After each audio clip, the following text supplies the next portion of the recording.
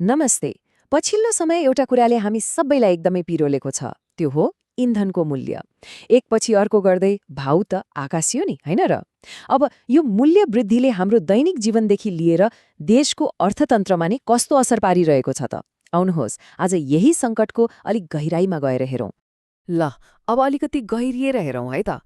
मात्रै 1 महिनाको कुरा हो, तर यही 1 महिनामा इन्धनको भाउ यसरी बढ्यो कि त्यसले देशव्यापी सङ्कटको जगे बसाइदियो। सोच्नुहोस् त, लगभग हरेक हप्ता पेट्रोल पम्प जाँदा एउटा नयाँ झस्काउने मूल्य। बजारमा त हलचल मचिने नै भयो। ल सुरु भयो यहाँबाट। डिजलको भाउ पुग्यो 152 रुपियाँ प्रति लिटर। यो पहिलो झट्का थियो। यसले तुरुन्तै ढुवानी र गाडी भाडा त बढाइहाल्यो, तर यो त आउँदै गरेको ठूलो सङ्कटको एउटा सानो सङ्केत मात्रै थियो। अनि 10 दिन पनि बित्न नपाउँदै अर्को झट्का, भाउ सिधै 167 रुपियाँ। यो लगातारको वृद्धिले मान्छेको खल्तीमा मात्रै होइन, अब त मनमा पनि डर पस्न थाल्यो, अब बजारमा अरू के को भाउ बढ्ने हो भनेर। महिना सकिन नपाउँदै फेरि अर्को वृद्धि। डिजलको मूल्य 182 रुपियाँ पुग्दा त अब यो सानोतिनो कुरा रहेन भन्ने प्रश्न भयो। चौतर्फी चिन्ता बढ्यो। यो त अब एउटा गम्भीर आर्थिक समस्या नै बनिसकेको थियो। र जब हामीलाई लागिरहेको थियो कि अब त हद भयो, अर्को महिना सुरु हुन साथ मूल्यले त रेकर्ड नै तोड्यो। एकैचोटि 30 रुपियाँले बढेर 237 रुपियाँ प्रति लिटर। यो अन्तिम र सबैभन्दा ठूलो झट्काले त साँच्ची नै सबैलाई स्तब्ध बनायो। यति छोटो समयमा यस्तो अचाक्ली मूल्य बढ्नुले एउटा ठूलो प्रश्न खडा गर्छ, आखिर किन? के भइरहेको छ जसले गर्दा भाव यसरी लगातार बढिरहेको छ? ल अब यसको जवाफ खोज्दै समस्याको जडसम्म पुगौं। पहिलो र सबैभन्दा ठूलो कारण हो अन्तर्राष्ट्रिय। यो मूल्य वृद्धिको आधी नेपालभित्रबाट सुरु भएकै होइन। यसको जरो त हाम्रो सिमानाभन्दा धेरै पर विश्व बजारमा छ। नेपाल आयल निगमको आफ्नै प्रेस विज्ञप्ति हेर्ने हो भने उनीहरूले सिधै अन्तर्राष्ट्रिय द्वन्द्वलाई दोष दिएका छन्।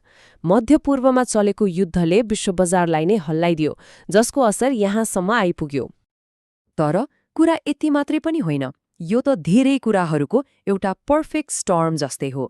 एकातिर विश्वमा चलिरहेको भू-राजनीतिक तनाव, अर्कोतिर सामान ल्याउने लाने सप्लाई ट्रेनमा समस्या, अनि त्यसमाथि डलरको तुलनामा हाम्रो रुपैयाँ पनि कमजोर हुँदै गयो। यी सबै अन्तर्राष्ट्रिय फ्याक्टरहरू मिलेर नेपाल जस्तो देशमा मूल्यको यस्तो आँधी ल्याइदिन्छन् जुन हाम्रो काबुभन्दा बाहिर हुन्छ। अब यही अन्तर्राष्ट्रिय दबावको सीधा असर कहाँ पर्यो त? हाम्रो सरकारी तेल कम्पनी नेपाल आयल निगममा। निगम एउटा भयानक आर्थिक सङ्कटमा फस्न पुग्यो। हेर्नुस्, नेपाल आयल निगमको अवस्था कस्तो भयो भने ऊ एकातिर बढ्दो अन्तर्राष्ट्रिय भाउ र अर्कोतिर जनतालाई बेच्नुपर्ने मूल्यको बीचमा नराम्ररी चेपियो।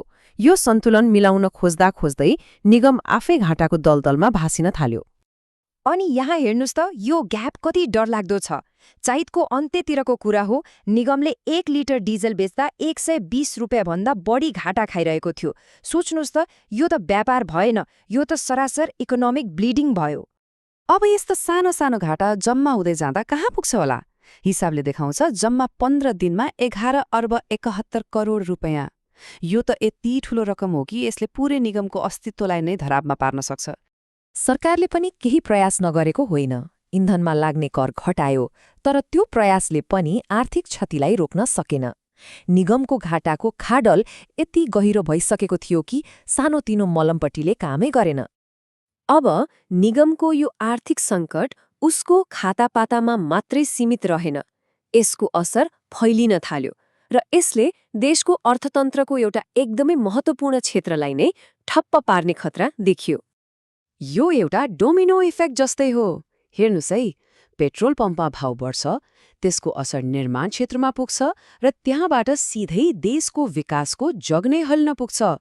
एउटा कुराले अर्कोलाई असर गर्दै पुरै सिस्टमलाई नै प्रभावित पार्छ। ल अब फिल्डमा के भयो त्यो हेरौँ। देशभरि बनिरहेका पुल, सडक, भवन, यी सबै प्रोजेक्टमा काम गर्ने कन्ट्र्याक्टरहरू त अचानक घाटामा डुबे। डिजल र अरू सामानको भाउ आकाशियो, तर उनीहरूको ठेक्का त पुरानै रेटमा थियो। त्यो ठेक्का त अब कागजको खोस्टा बराबर भयो अनि कैयौं आयोजनाहरू त्यत्तिकै अलपत्र परे। यो अवस्था यति गम्भीर भयो कि एउटा चरम कदमको कुरा आयो, जहाँ पुरै निर्माण उद्योग नै ठप्प पार्ने चेतावनी दिइयो। यसलाई कन्स्ट्रक्सन हलिडे पनि भनिन्छ। अब यो सङ्कटले देशलाई एउटा यस्तो दोबाटोमा ल्याएर उभ्याइदिएको छ जहाँ एउटा कठिन राष्ट्रिय बहस सुरु भएको छ, तर दुःखको कुरा यसको कुनै सजिलो जवाफ छैन। देश अहिले यही दुविधामा छ। एकातिर जनतालाई राहत दिनलाई भाउ घटाउँ, तर त्यसो गर्दा निगमको ऋण र देशमाथिको आर्थिक भार बढ्छ। अर्कोतिर भाव बढाएर निगमलाई जोगाउँ, तर त्यसो गर्दा महँगीले आकाश छुन्छ र विकासका काम ठप्प हुन्छन्। यो त गरौँ भने आपद, नगरौँ भने विपद भने जस्तै भयो। कुनै पनि निर्णय सजिलो छैन। अब यो सङ्कटबाट बाहिर निस्किनलाई केही उपायहरू नभएका होइनन्। तत्कालका लागि केही अल्पकालीन समाधानहरू छन् अनि भविष्यका लागि दीर्घकालीन नीतिगत परिवर्तनहरू पनि छन्। तर यीमध्ये कुनबाट रोज्ने भन्ने निर्णय नै सबैभन्दा चुनौतीपूर्ण छ। अन्त्यमा यो पूरै सङ्कटले हामीलाई एउटा एकदमै गम्भीर र आधारभूत प्रश्नमा ल्याएर छोड्छ। जब देशलाई चलाउने इन्धन नै समस्याको जड बन्छ भने विकासको गाडीलाई कसरी अगाडि बढाउने? सायद यही प्रश्नको जवाफले नै हाम्रो भविष्य कता जान्छ भन्ने कुरा तय गर्नेछ।